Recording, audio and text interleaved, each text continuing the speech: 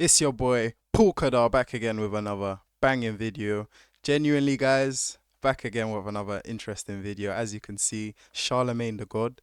Yeah, like firstly, that name is crazy. Secondly, this video is going to be like just kind of like not exposing, but like just showing who he is as a true person.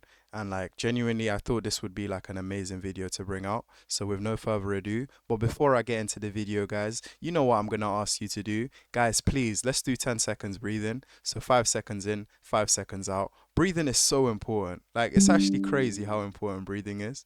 Like, breathing can literally be like the reason that you put in 10 minutes, an hour, a day, a week, a month, more focus into something you're passionate about. And like, genuinely, like, I just want to encourage you to breathe right now. So I'm gonna do it with you today. Usually I never actually do it with you guys. It's actually weird. Like, I never do the breathing with you guys. I just explain it. So let's do it really quickly, guys. 5 seconds in and 5 seconds out.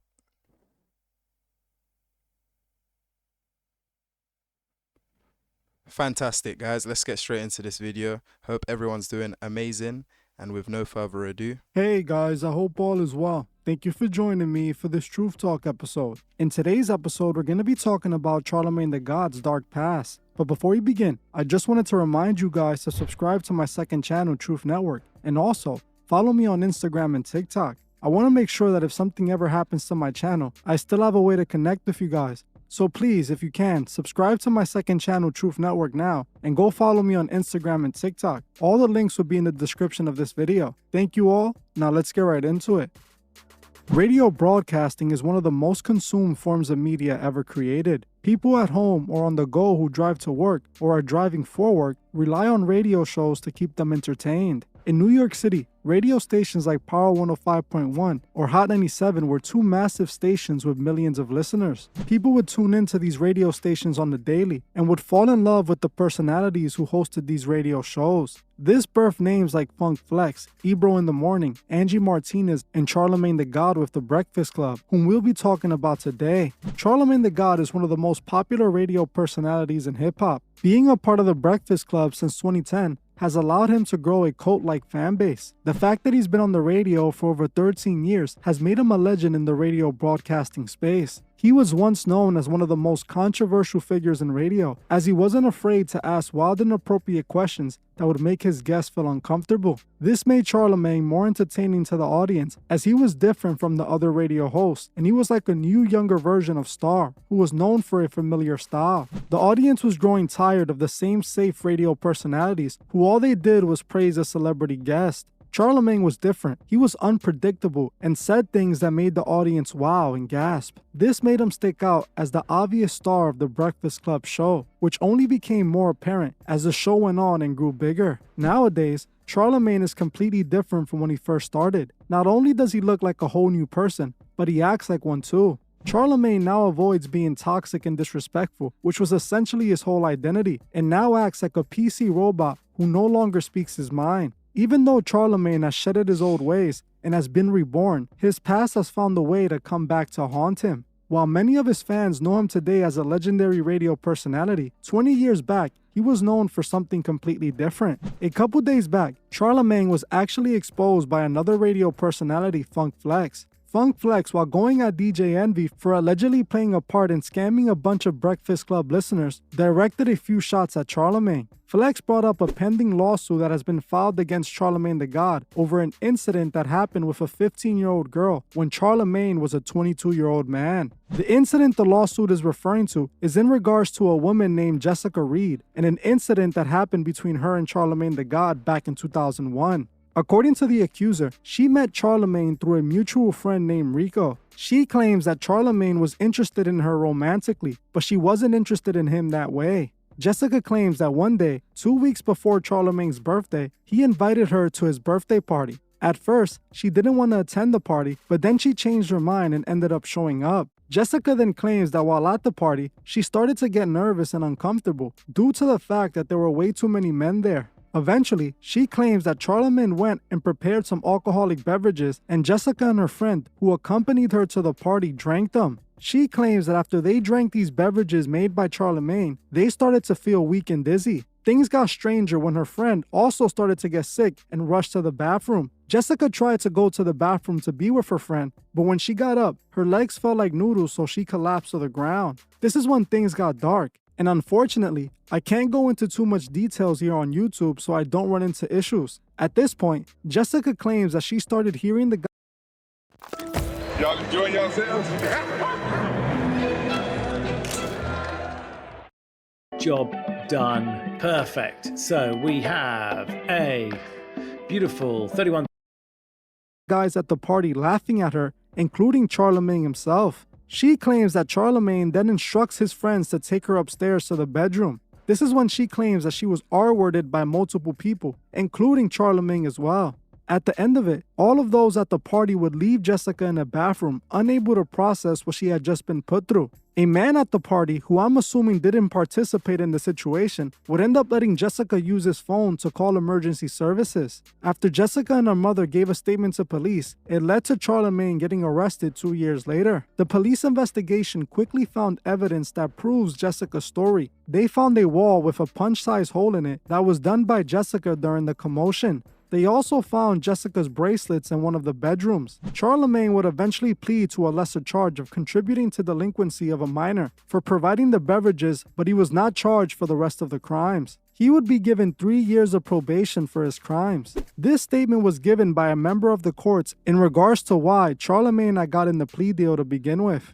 The plea was negotiated because the alleged victim in the matter did not cooperate with the prosecutor. The prosecutor made this agreement because of the victim's absence and lack of evidence available at the time. While the tools and technology of justice have evolved, in cases involving personal violence, the state must have a witness to prosecute. Too often, the key witness will not come forward in support of criminal prosecution. Trying a tough case is no problem. Trying an impossible case is not ethical. According to Jessica, he only got off because her mother didn't want her to get on the stand back then, as she felt she was too young to be going through that. Instead, Jessica and her mother just ended up moving to a different state trying to start over. All while Charlamagne never dealt with repercussions for his crimes and went on to become a radio superstar. Years later, Jessica has decided to file a lawsuit against Charlamagne that is currently ongoing. She is suing him for what he allegedly did to her all those years back, when she was only 15 years old. Charlamagne has since denied all allegations, claiming he never did anything to her like that, even though he did plead guilty to giving her the drink that night.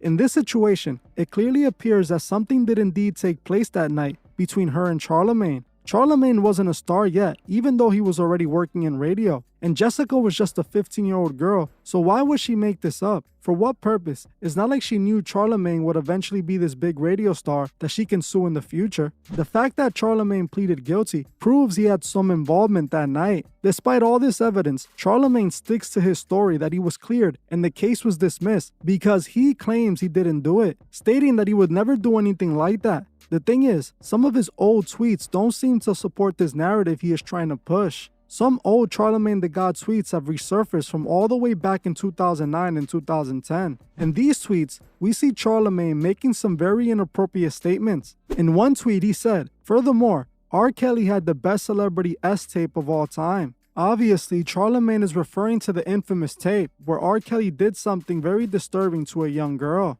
Charlamagne openly claims this tape was the best tape of all time. A tape that features a young girl about the same age as Jessica was when Charlamagne gave her that drink at that party. Is that a coincidence or a confession? You tell me. In another tweet, Charlamagne states, R. Kelly looks 20-something. The fountain of youth clearly can be found within Teenage V. Again, a very inappropriate tweet that clearly seems to let us know a lot about Charlamagne's way of thinking. Claiming that young girls are the fountain of youth doesn't help a man who has allegations like he does. Something I did notice was that Charlamagne was switching his story about what happened with Jessica a few times. I myself caught him doing this while investigating this story. 10 years back, Charlamagne did an interview with DJ Academics and told him that he did nothing with Jessica, claiming that he even left the party before anything happened to her. Charge, how you beat that?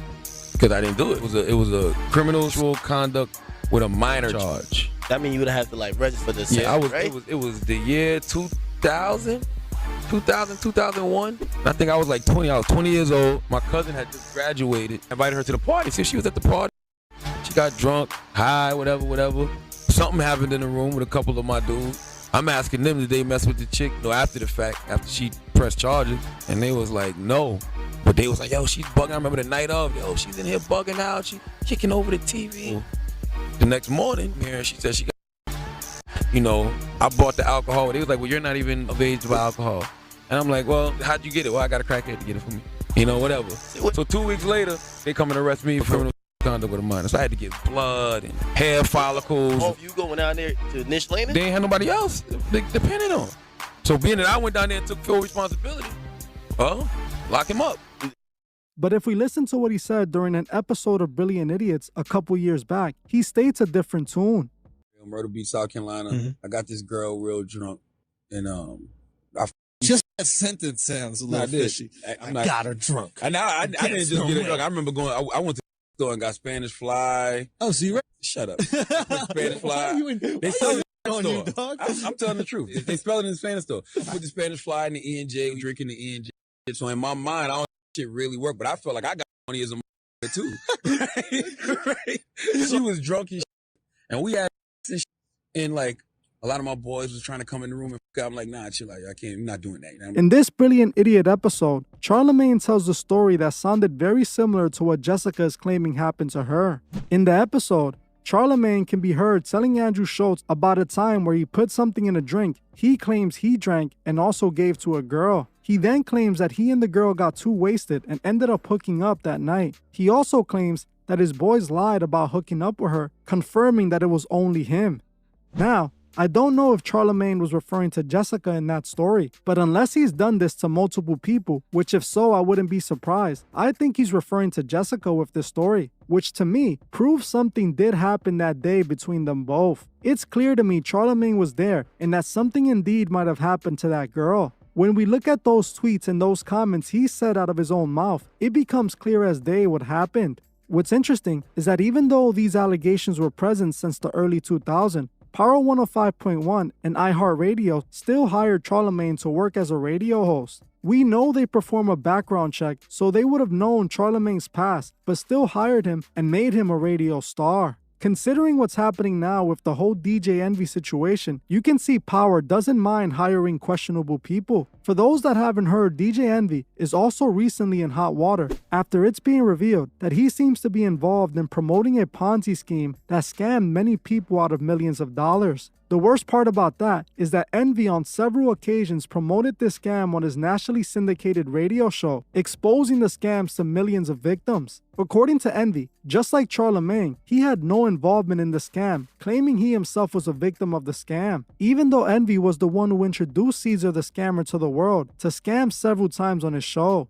Before the whole business was labeled a scam, Envy was proudly promoting it to his fan base. Now that the feds are investigating the situation as a real estate scam, Envy is acting like he never mentioned it. I truly hate it when celebrities scam their fans. It sincerely bothers me. Celebrities know they have so much influence over their fans, the very fans that provide these people with fame and a good life. When these celebrities don't care about the audience enough to respect and protect them, it's truly a sign of what kind of people they are. Whether Envy knew it or not, my opinion is he's still liable, as he was the one who introduced his fans who trusted him to this scam. If it wasn't for him shouting it out, no one would have invested in it, something that many victims have already stated. In my opinion, I'm not dumb enough to believe Envy wasn't involved in the scam since the beginning. These celebrities take advantage of their fans all the time and rarely get caught for it. I think I should take a closer look into Envy and this scam. If you guys want to see that, comment DJ Envy below. I hope all the victims of Envy and Caesar get justice,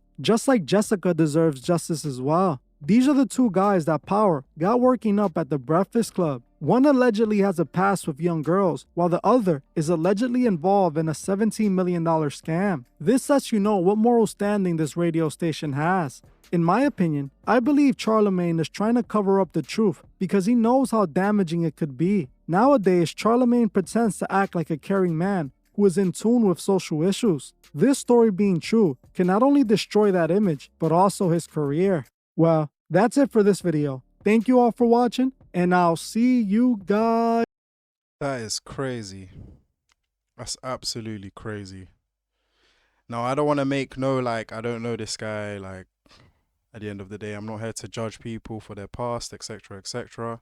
But after seeing the tweets, Like that's absolutely disgusting, and like like a lot of people watch these type of people and like are fans of them, and like they'll do anything for these type of people, and like you're just being misled by the wrong type of people. If like people have morals to do stuff like that, like one, to give an underage girl, a 15-year-old girl, alcohol, like that is absurd. That's Why would you even invite a 15-year-old to an adult party where you know alcohol is going to be there, etc., etc. Let's say you didn't even do anything to her, you didn't R her, bro. You offered a young girl, a 15-year-old girl, alcohol, bro. And this, what's crazy, what's even worse, is that this still happens to this day.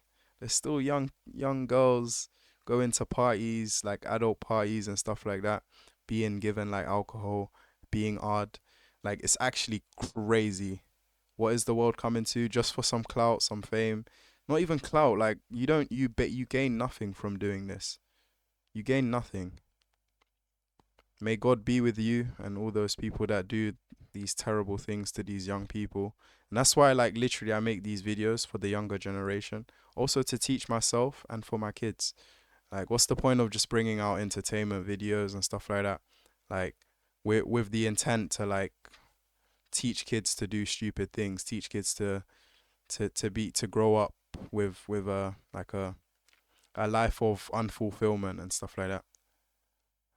That's why I love to educate. I love to be a teacher. I might get one view in every video. I might just get one view. Calm. At least that one person that's watching the video, they're learning. They're being educated. So with no further ado, guys, it's been your boy Paul Khadar. This is a shameful video. Take care, guys. I don't even know what to say. I'm speechless.